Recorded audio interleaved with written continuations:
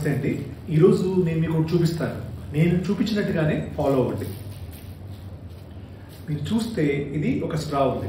మీరు ఏం చేస్తారంటే ఈ స్ట్రాలోకి గాలి తీసుకుని వదలండి. ముక్కుతో నుంచి తీసుకోవద్దు, ఓన్లీ స్ట్రాలోనే గాలి తీసుకుని వదలండి. అంటే ఎలాగా, ఇలా కొంచెం క్లోజ్ చేసుకొని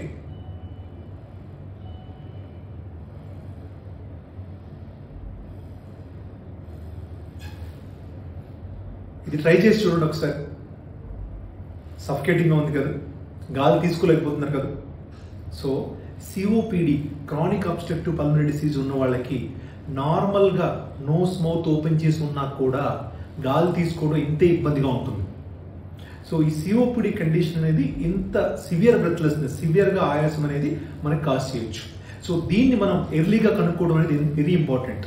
ఎలా కనుక్కోవచ్చు అంటే, పర్సిస్టెంట్గా దగ్గు వస్తుంది, మీకు దగ్గుతో పాటు కొంచెం తెవడ పడుతుంది, ఎక్కువగా ఆయాసం వస్తుంది అంటే త్వరగా get yourself evaluated for COPD.